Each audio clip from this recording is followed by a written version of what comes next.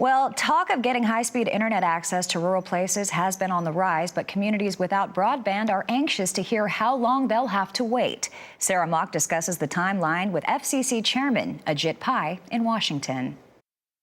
FCC Commissioner Ajit Pai says one way to get broadband to rural communities faster is through improving or eliminating regulations.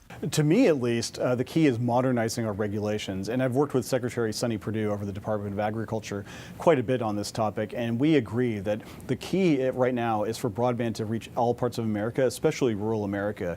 And what stands in the way all too often is outdated regulation. We found, for instance, that if you want to string fiber along a road in a rural area, quite often it might be federal land. Well, which federal agency has title of the land? Which federal official within that agency has to give the approval? Is there a deadline for that federal agency giving an approval of a right-of-way to lay fiber? I mean, these are the kinds of regulatory barriers that stand in the way. The same thing with the copper lines that are in the ground.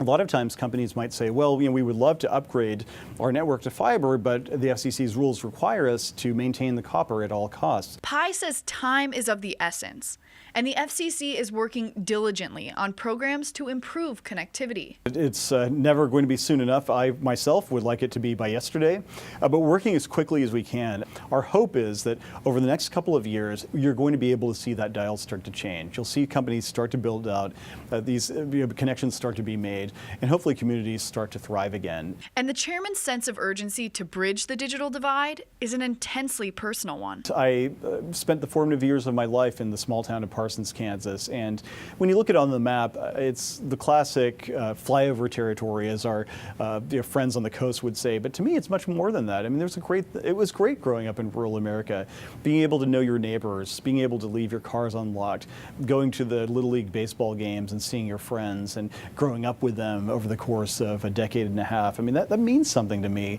And I fear that in a lot of rural towns, especially the ones without broadband, that sense of community is falling apart. And in 77, for example, of the 105 counties in Kansas, we've seen dramatic population losses over the last decade.